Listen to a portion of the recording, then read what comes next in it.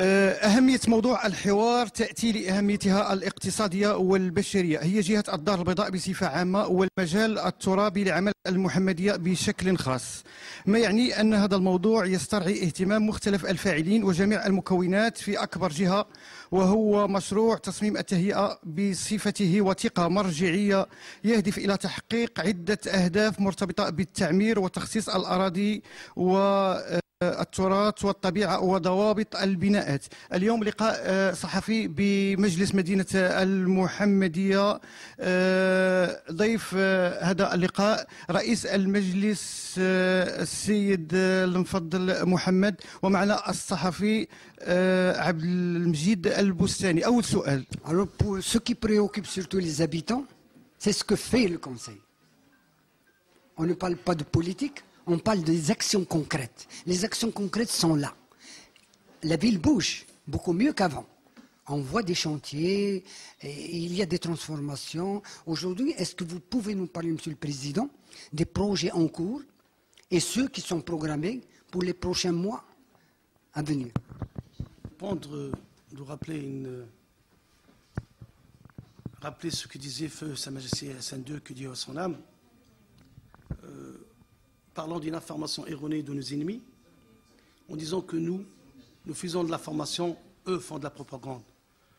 Je pense qu'aujourd'hui, je peux, à juste titre, dire que nous faisons de la formation, nous ne faisons pas de la propagande.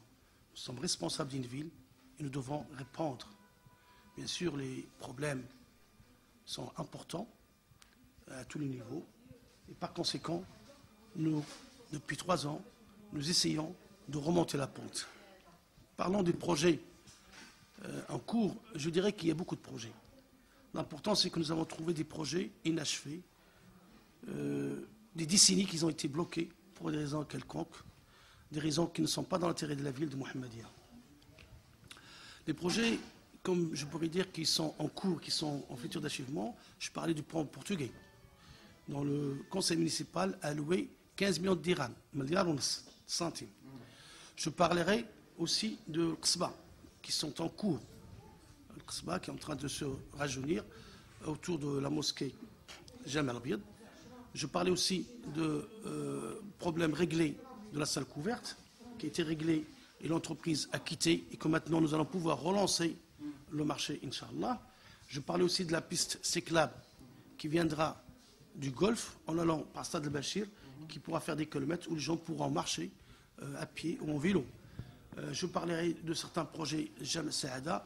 Donc nous avons encore alloué 3 millions de dirhams pour finir ce projet, Inch'Allah, Jam Saada. Je parlerai du futur projet, la mosquée, Inch'Allah, le parc Moulay Hassan, à côté de mitoyen de la préfecture, qui va être lancé bientôt. Nous entendons les plans qui vont être vus par le conseil et par le bureau. Je parlais de certains projets, beaucoup de projets qui sont la médiathèque qui maintenant, elle voit le jour et elle va être bientôt inaugurée. Je parlais du théâtre municipal qui va voir le jour et qui va être inauguré. Le théâtre municipal, oui, bien sûr, dans quelques mois. Donc, à titre de justice, nous avons fait une convention avec le ministère de la Culture. Ils vont allouer le montant de 2 millions de dirhams incessamment pour revoir tout le système de la sonorisation. Et aussi, nous sommes entamés des travaux qui vont être finis incessamment sur le devanture de Msrah. Donc, c'est des choses qui vont être dans quelques mois et vont être visibles pour les citoyens de la ville. La convention du théâtre avec le ministère de la Culture. Et je dirais aussi que beaucoup de projets, et j'oublie les passages souterrains piétons qui roulaient le passage entre l'Alia et le centre-ville. Donc je peux dire qu'il y a beaucoup de projets, et aussi nous sommes en train de faire l'étude du parc Moulay Hassan, Inch'Allah, qui passait, donc le nom a été passé en délibération au Conseil, et ce parc, pour expliquer aux citoyens que, Inch'Allah, il y a un parking souterrain avec des monts de charge pour que les gens posent leur voiture, soit ils traversent le parc, donc c'est en tunnel, soit ils posent leur voiture, ils peuvent monter, et à ce moment-là, ce sera ce sera pour les enfants, ils pourront leurs enfants, et pour eux-mêmes, ils pourront se balader, d'une tranquillité absolue. خلال تحملكم مسؤولية تسيير وتدبير مدينة المحمدية، وهذا الشيء ليس سهل، ما هي باختصار حصيلة المشاريع المنجزة؟ وهل كانت في مستوى التطلعات والإكراهات والعراقيل التي حالت دون تحقيق هذه التطلعات؟ الحقيقة ملي كنت كنعمل الحملة في 2009 الحملة انتخابية، فأعترف أنه كنت غلط، أنه كنت كندير حملة بأنه كنا كننتظروا أن غنسيروا المدينة كأنتربريز شركة. في الواقع ما يمكنش المجلس يسير، في الواقع ملي وصلنا للواقع لقينا ما يمكنش نسيروا المدينة كمثل انتربريز. علاش؟ كمثل مقاولة، لأنه هو الواقع أن كاين واحد الميثاق، والميثاق الجماعي كيعمل أن رئيس مجلس البلدي كيكون عندنا مكتوف بيدين انه هو في كل حاجه وفي كل قرار كان خصو يدوز للمجلس، ومن المجلس يدوز السلطه الوصيه. رئيس المجلس البلدي ليس له صلاحيات، واعتقد ان على المواطن ان يقرا الميثاق ويعرف ان رئيس المجلس البلدي فليس له ضغوطات ولا التزامات، ولا يمكن ييسر المدينه بالطريقه من الطرق اللي يبغي يوصل المدينه يعني واحد البعد سياسي او واحد البعد اللي هو كيحلم ليه المدينه ديالو.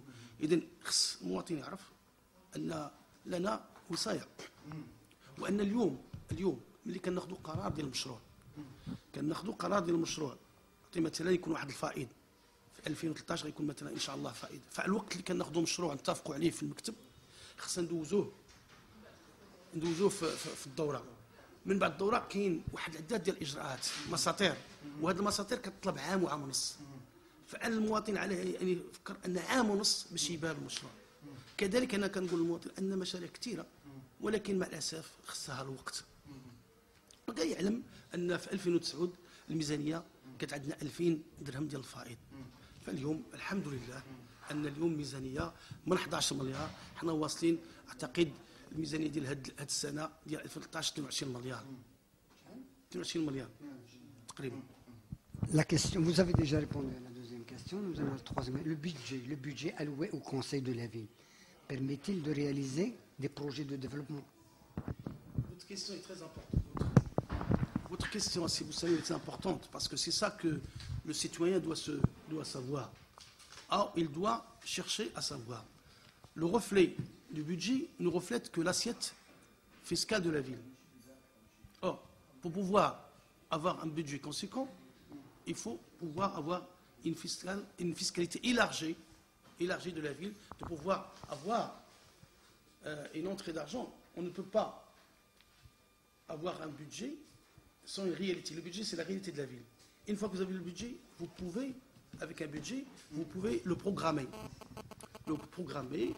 Et dans ce cas-là, programmer les projets futurs et les projets importants et les projets que la ville a besoin.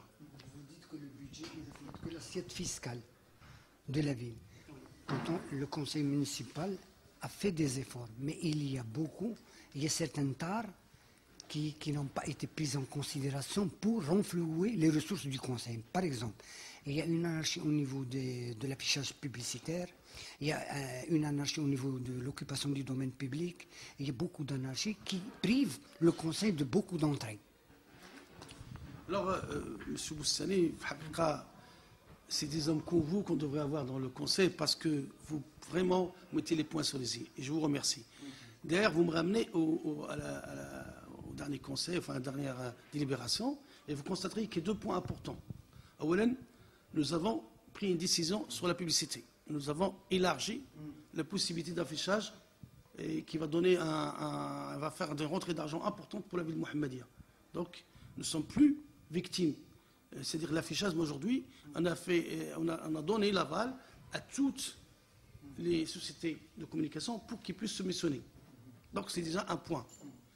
Deuxième point, vous constaterez que nous avons aussi mis un point qui est important, c'est que nous avons donné un marché d'études pour qu'ils puissent nous donner la réalité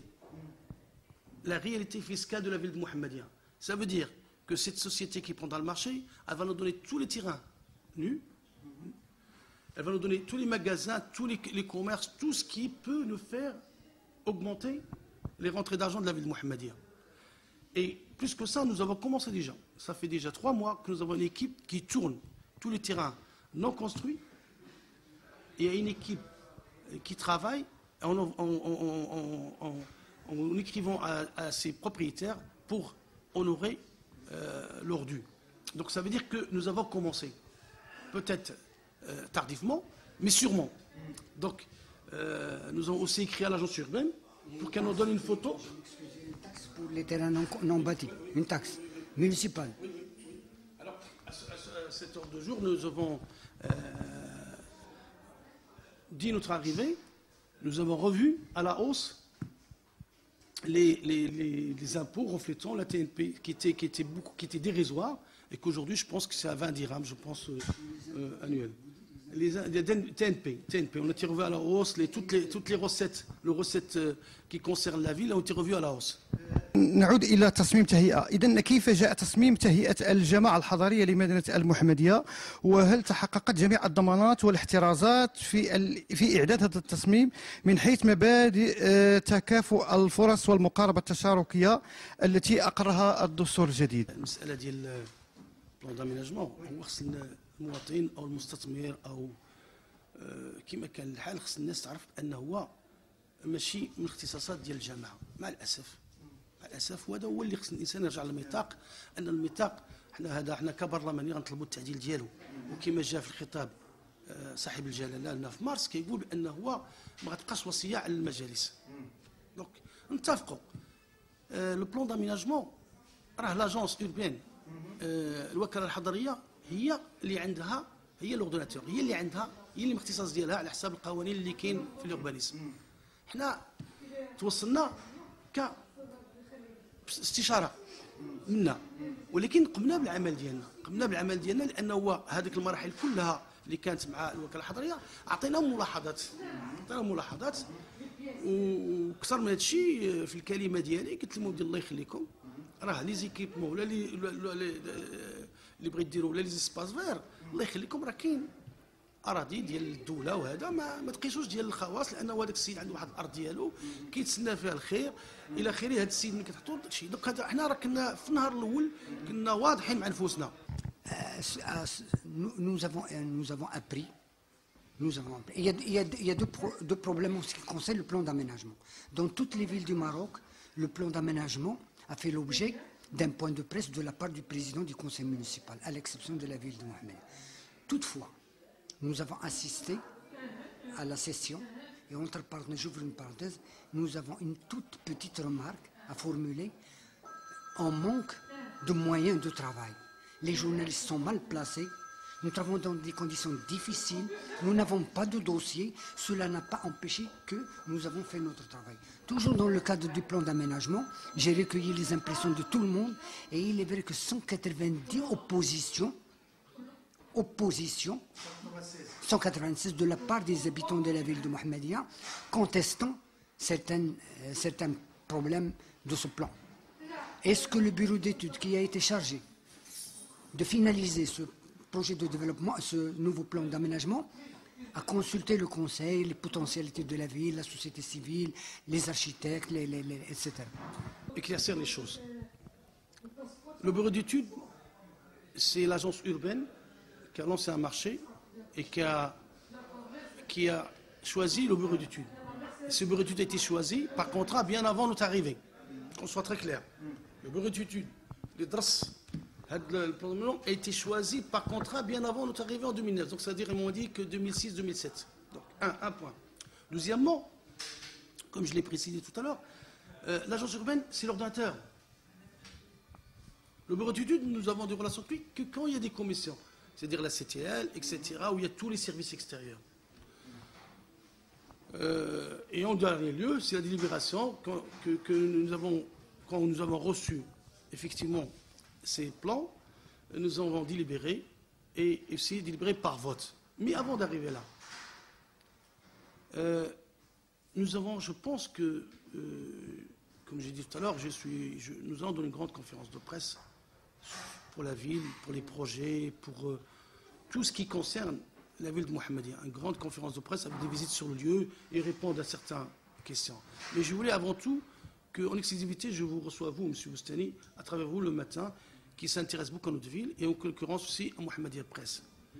Ce qui est essentiel, c'est de savoir que nous avons pris l'initiative, j'ai pris l'initiative en tant que président de la commune, d'associer les partis qui sont au conseil municipal, à savoir Tihaj Telaki et le RNI, et nous-mêmes. Nous avons, pourquoi?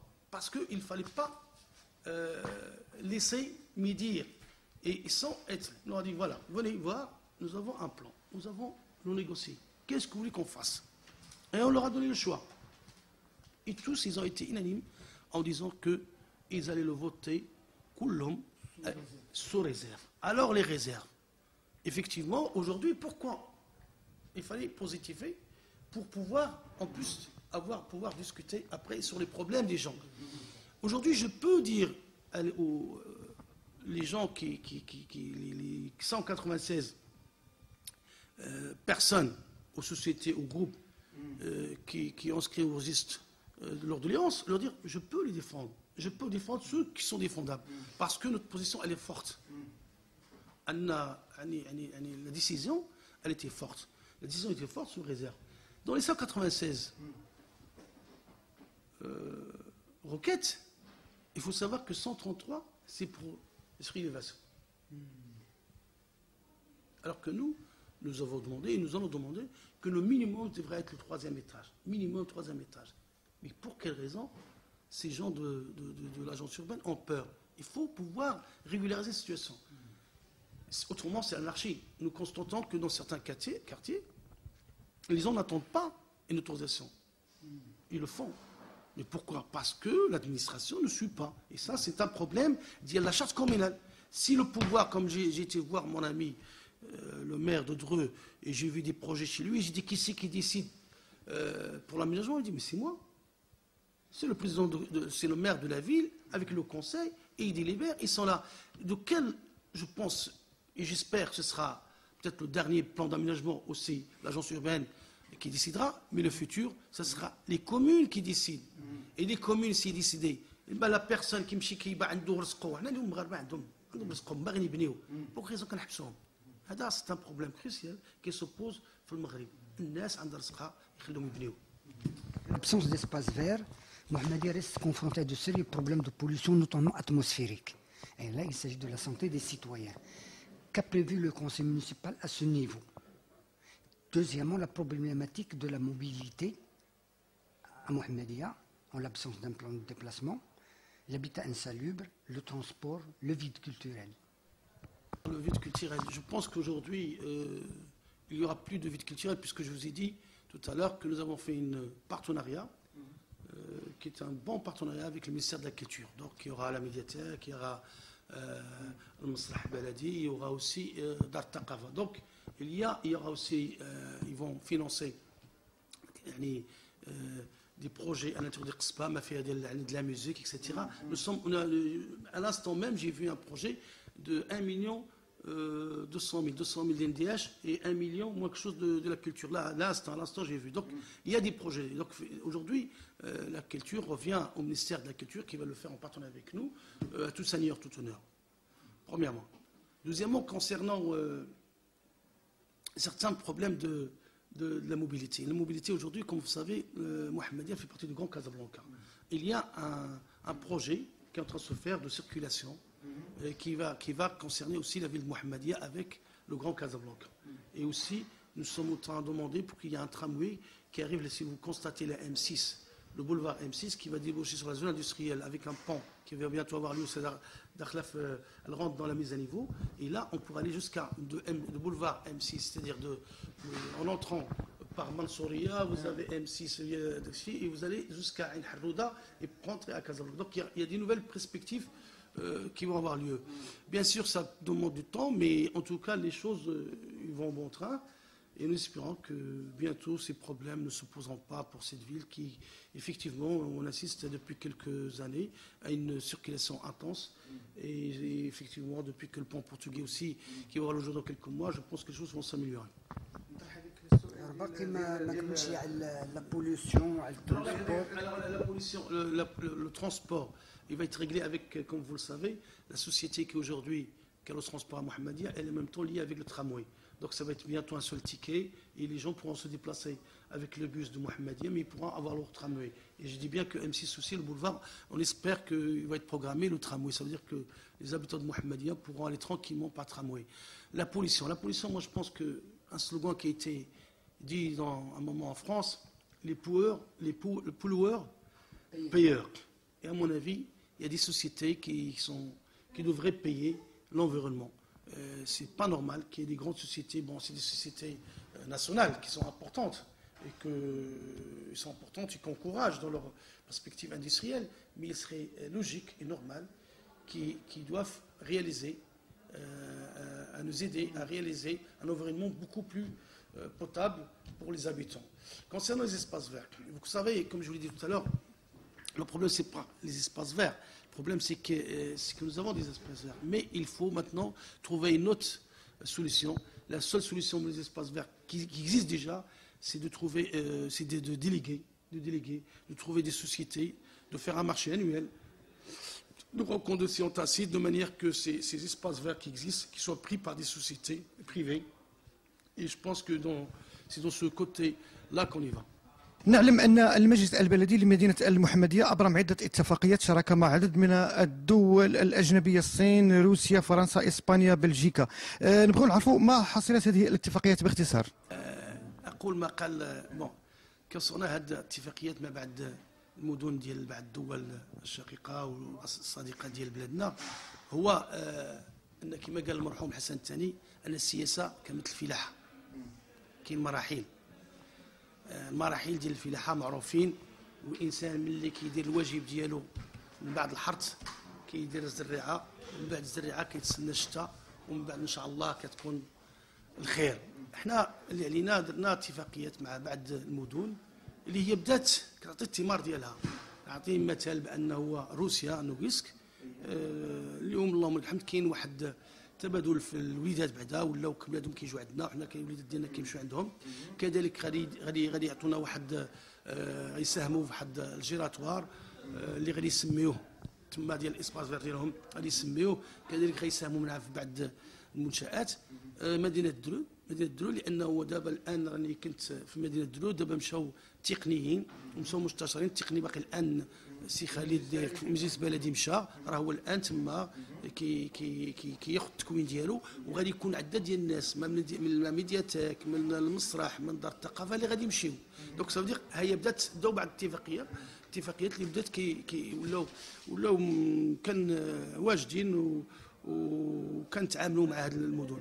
كاين بعض المدن اخرين وهذا الشيء كيطلب حتى هو كيطلب واحد الوقت وكيطلب واحد الكفاءه وكيطلب واحد النضال، لانه هو اللي خص يعرف المواطن في الاساس، اللي كيعرف ان السياسه ديال البلاد عندها علاقه بالسياسه ديال المدن.